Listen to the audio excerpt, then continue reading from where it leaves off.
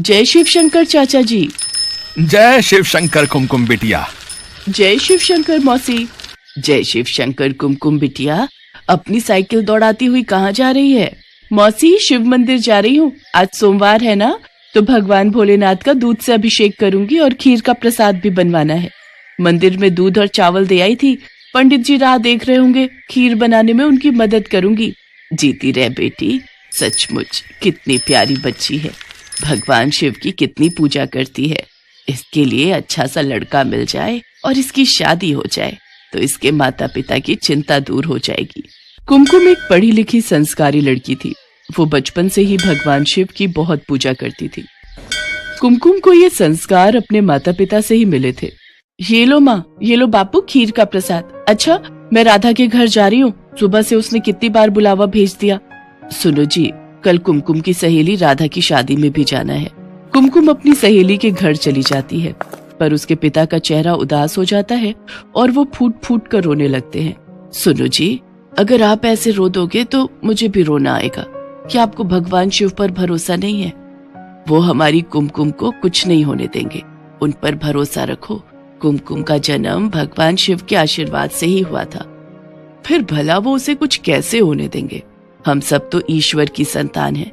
हमारी कुमकुम तो भगवान शिव की बेटी है, वो उनकी इतनी पूजा पाठ करती है तो वो उसे उसका फल अवश्य देंगे।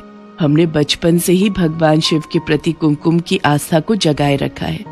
हमारी बेटी अल्पायु नहीं, दीर्घायु है।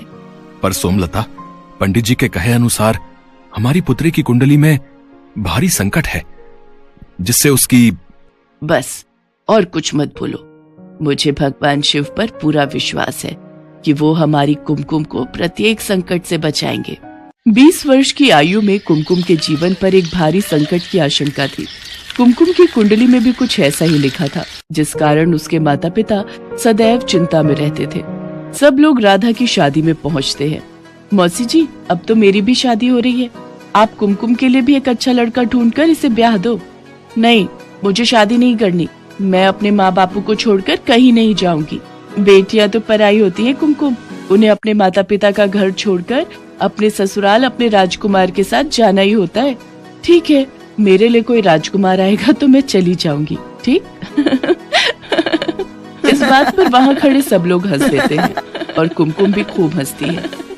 कुमकुम की माँ अपनी बेटी के चेहरे पर शादी के लिए खुशी देख रही थी, पर कहीं न कहीं वही डर फिर से था। राधा की शादी हो जाती है। कुछ दिनों बाद गांव की एक बस अमरनाथ यात्रा पर जा रही थी। कुमकुम के माता पिता ने उसके चाचा चाची के साथ अमरनाथ यात्रा पर जाने की आज्ञा दे दी। 2 दिन बाद कुमकुम का जन्मदिन था। इसी चिंता में उसके माता पिता भगवान भोलेनाथ का ध्यान कर रहे थे। उधर कुमकुम अपने चाचा चाची के साथ अमरनाथ की यात्रा के लिए चढ़ाई आरंभ करती है। हाँ कुमकुम, थोड़ा पहाड़ से किनारे से हटकर चलो। ठीक है चाचा। चाची जी, आपको ठंड तो नहीं लग रही? मेरे पास एक गर्म स्वेटर और है, दूं? हाँ दे ही दे, और कहीं चाय मिल जाए तो थोड़ी देर बैठकर चाय पी लेते हैं। ठीक है, तुम दोनों यहाँ बैठो, मैं सामने कैंप से चाय लाता हूँ।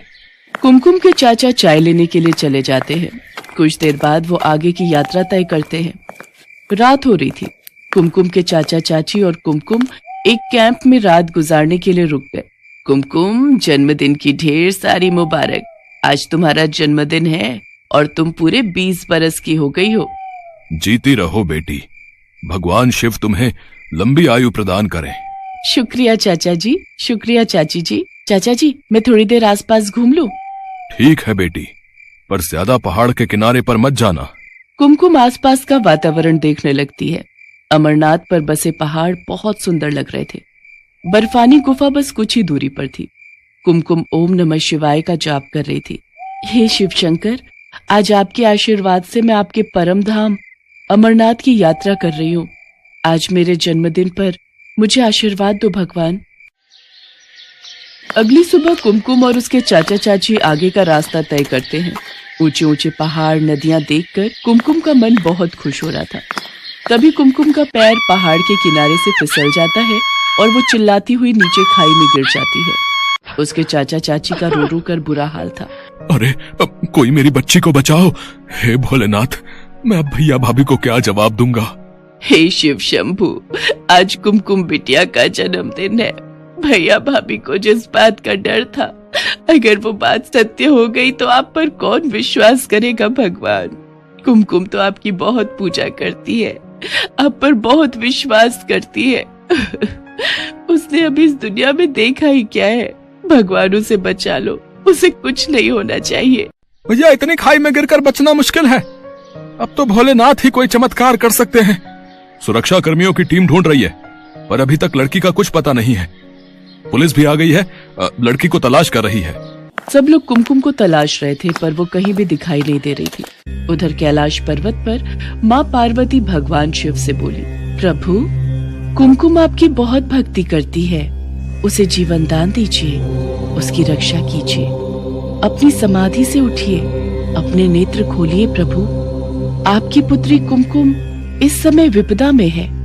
वो आपके दर्शनों के लिए अमरनाथ यात्रा पर आई है, इसलिए उसके विश्वास को टूटने मत दीजिए। उठिए प्रभु, उठिए।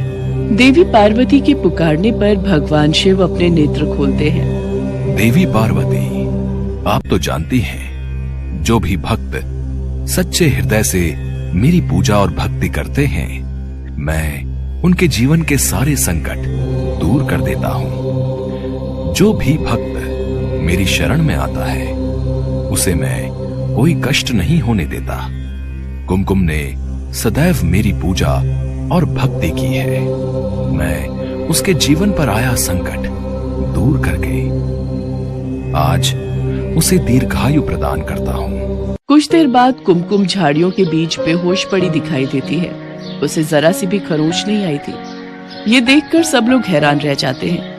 कुछ देर बाद कुमकुम को होश आता है। सब लोग इसे भगवान शिव का चमत्कार मानते हैं और ओम नमः शिवाय का गुणगान करते हैं। कुमकुम अपने चाचा चाची के साथ बाबा बर्फानी के दर्शन करती है और उनसे आशीर्वाद प्राप्त करके खुशी खुशी घर लौटती है। कुमकुम के माता पिता को भी सारी बात पता चलती है।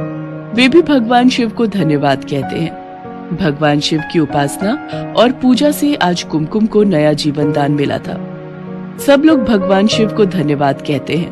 कुछ समय पश्चात एक बहुत ही संपन्न परिवार में कुमकुम का विवाह हो जाता है। आज भगवान शिव की कृपा से कुमकुम अपने जीवन में बहुत खुश थी।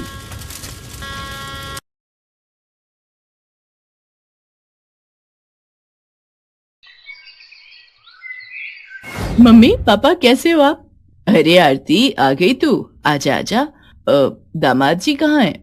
बस आ ही रहे मम्मी, बाहर गाड़ी पार्क कर रहे हैं। अच्छा अच्छा, तू खड़ी क्यों है? आजा बैठ ना। हाँ बैठो बेटा। और सुनाओ, कैसी हो? और घर में सब कैसे हैं? मैं ठीक हूँ पापा, और घर पर भी सब अच्छे हैं। मम्मी देखो, मैं आप सबके लिए गाजर का हलवा लेकर आई हूँ। अरे वाह भाई वाह। माधुरी बेटा, जल्दी से यहाँ आओ।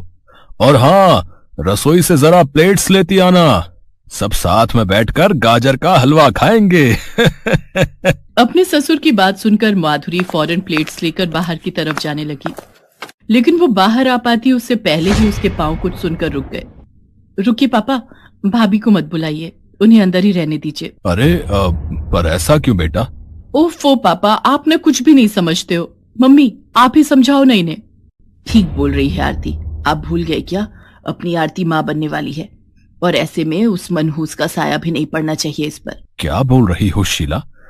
माधुरी तुम्हारी बहू है, उसके बारे में तुम्हें ऐसे नहीं कहना चाहिए। मम्मी ने वही कहा है पापा जो भाभी के बारे में सब बोल रहे हैं।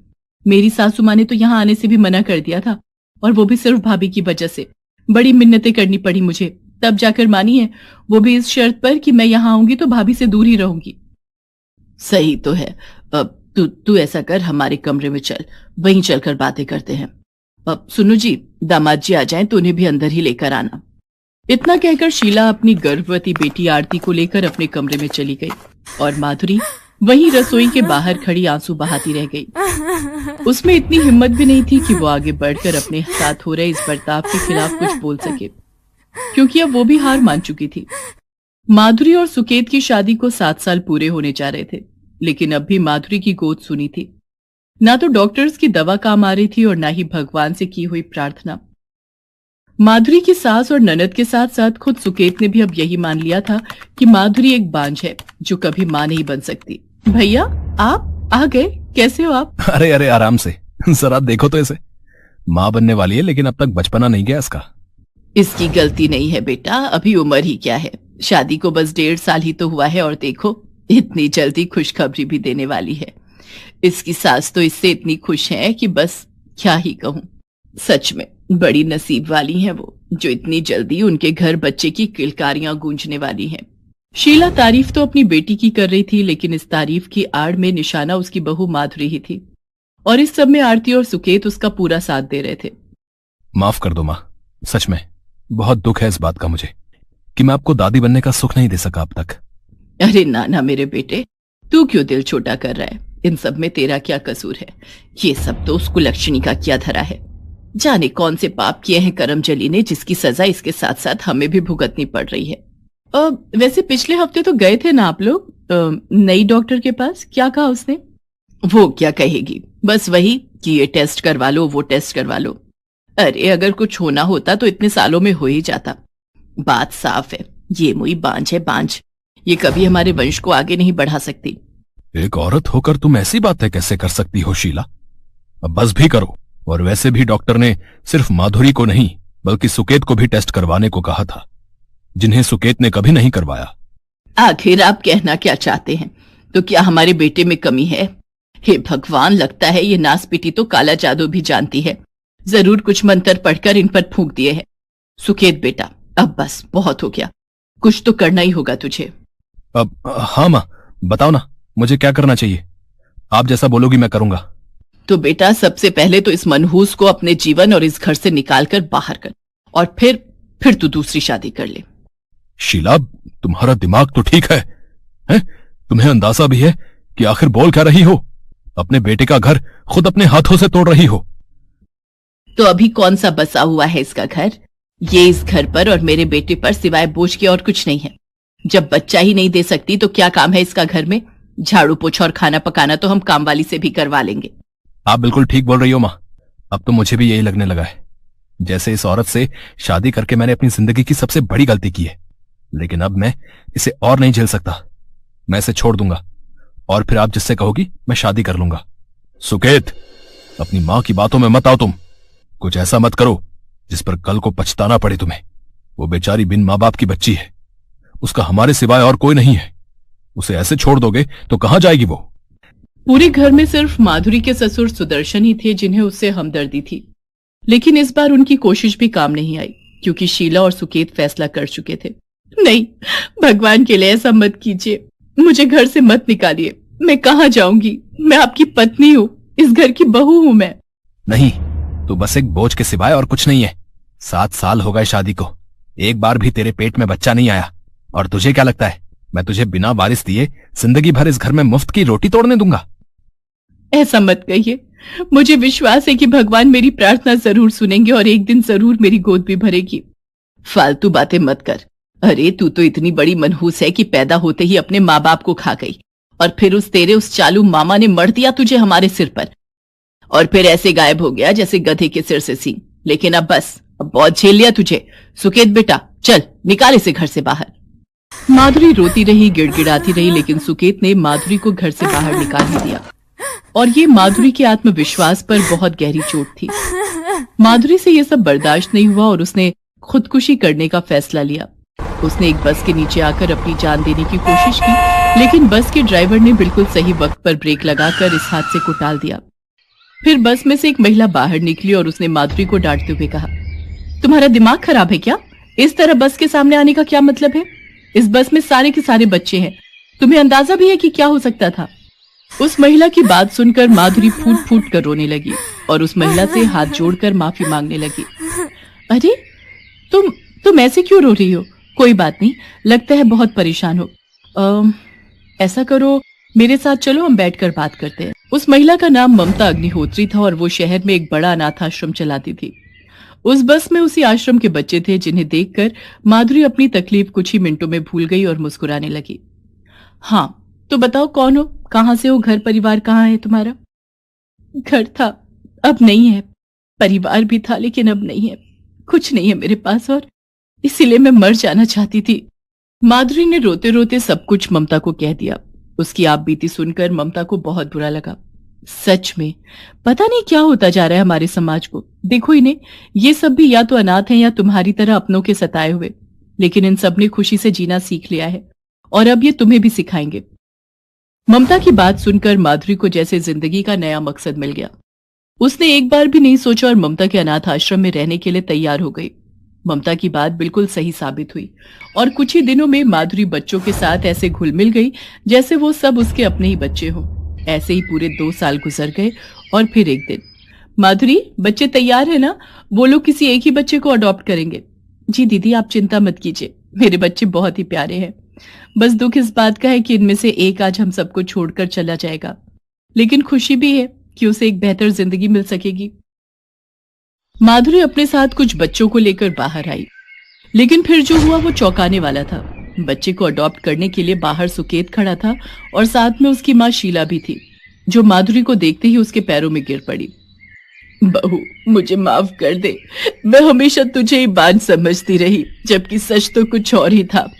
खोट तुझ में नहीं मेरे बेटे में था, और इस बात का पता मुझे तब चला जब मैंने इसकी दूसरी शादी करवाई।